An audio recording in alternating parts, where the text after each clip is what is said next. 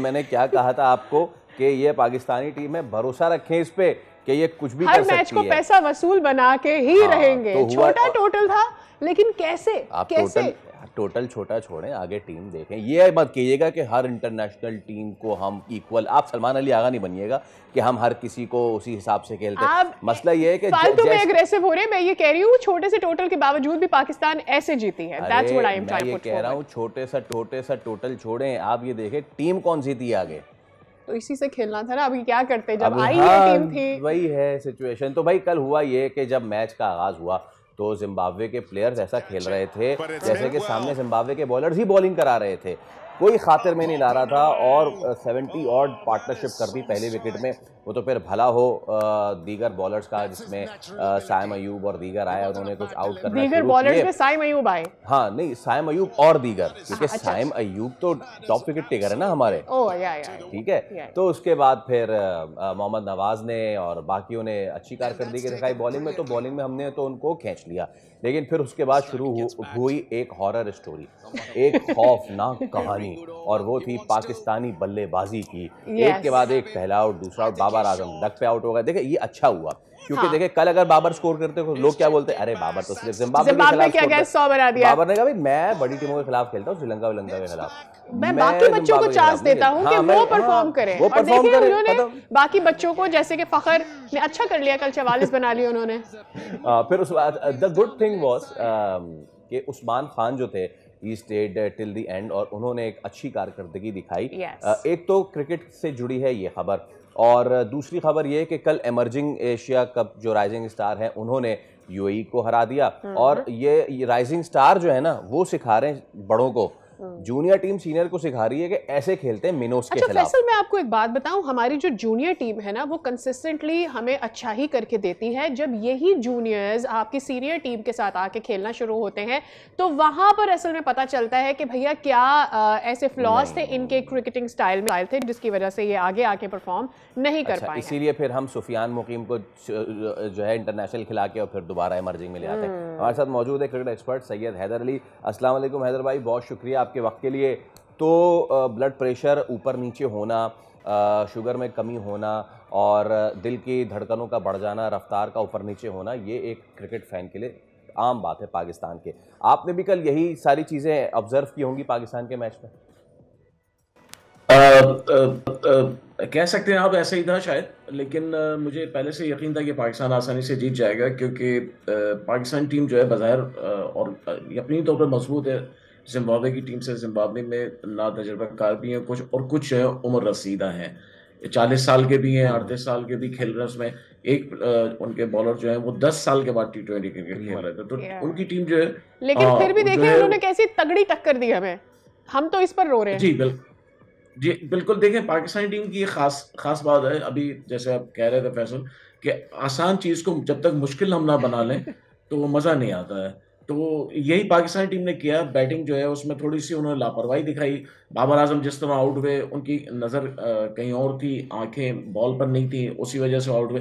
तो ये 2-4 चीज़ें हैं जो आप रिलैक्स होते हैं या केयरलेस होते हैं तो वो होती हैं। उसके अलावा दूसरी बात ये है कि पाकिस्तान क्रिकेट टीम जो है वो इत्तफाक़ात का शिकार भी बहुत ज़्यादा होती है, दूसरी टीमें कम होती हैं। वो अचानक जो है कोलैप्स हो जाते हैं, अचानक जो है उनके बैटर्स जो हैं वो बैटिंग भूल जाते हैं, पहले मैच में सेंचुरी करते हैं। इसीलिए जावेद मियांदाद कहते हैं कि अब जो पाकिस्तान के बैटर्स हैं वो बैटिंग नहीं करते हैं, वो इत्तफाक़ात का शिकार होते हैं। आप एक मैच में सेंचुरी करते हैं, अगले में 0 बनाते हैं। इसका मतलब है कि कंसिस्टेंसी नहीं है आपके, उसमें मुस्तकिल मिजाजी नहीं है। लेकिन पाकिस्तान टीम कोचेस को और मैनेजमेंट को एक चीज़ समझना चाहिए, जिम्बाब्वे के खिलाफ जब ये हाल है तो T20 वर्ल्ड कप में अब सिर्फ 3 महीने रह गए हैं, तो या 2.5 महीने रह गए हैं, फिर वहाँ पे ऑस्ट्रेलिया, इंग्लैंड और दूसरी टीम इंडिया वगैरह होंगी।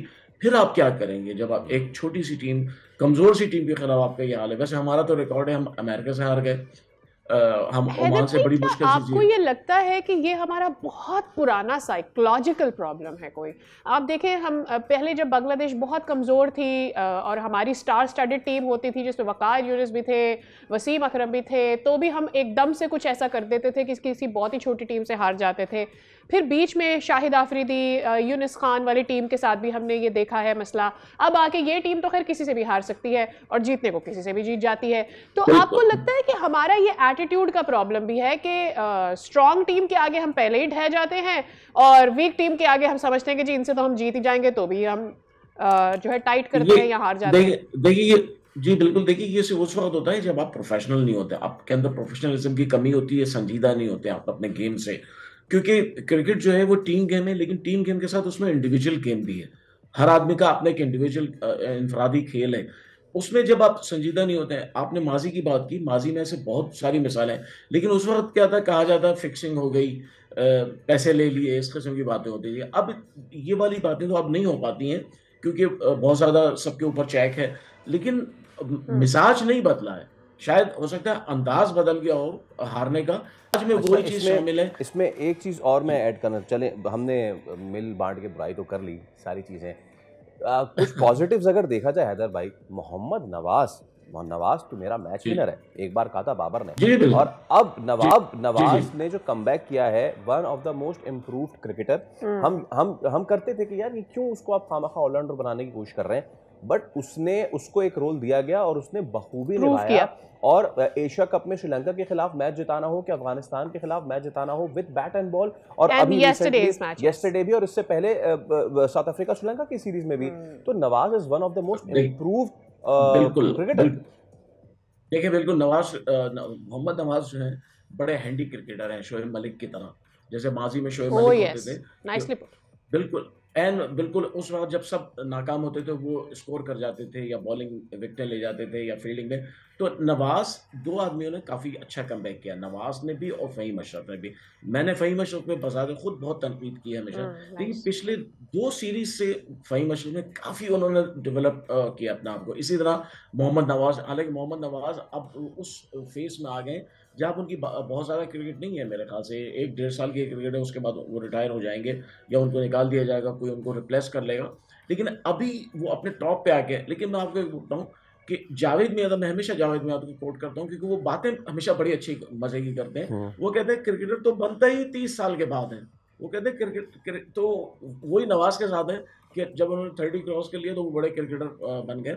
लेकिन सारी चीज़ें आप होते हुए एक सबसे अच्छी बात है कि अब पाकिस्तान का जो लेट मिडल ऑर्डर है वो भी परफॉर्म करने लगा है। माजी में 2-3 साल हमने देखा लेट मिडल ऑर्डर बिल्कुल ही जीरो था, रन नहीं कर पाता था, लेकिन अब मिडल ऑर्डर भी कर रहा है, लेट मिडल ऑर्डर भी कर रहा है और ओपनर्स जो है ओपनिंग स्लॉट में भी कर रहा है। लेकिन सबसे मुश्किल बात या खराब बात यह है कि जहां पे हमें मैच जीतना चाहिए वहां अक्सर हम हार जाते हैं। ये प्रॉब्लम अभी तक सॉल्व नहीं है। हैदर भाई, लेट्स टॉक अबाउट हमारे यूएई का मैच जो हुआ।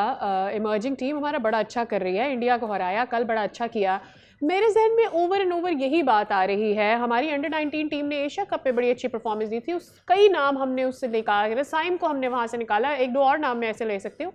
द पॉइंट इज वो टीम अच्छा करती है, लेकिन जब यही प्लेयर आपकी सीनियर्स की टीम में आते हैं तो फिर क्या होता है, बीच में ये गैप क्या है?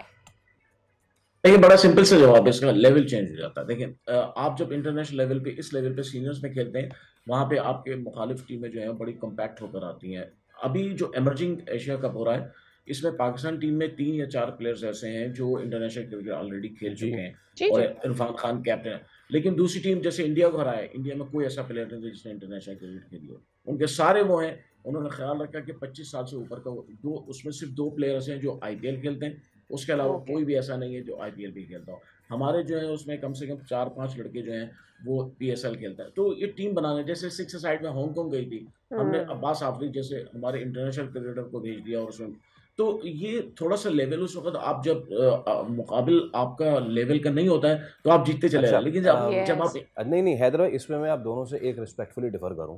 आप वसीम जूनियर को मुस्तकिल आपने बाहर रखा, हालांकि शाहिन शाह अफरीदी से बात हुई, उन्होंने कहा ये इंजर्ड रहते हैं।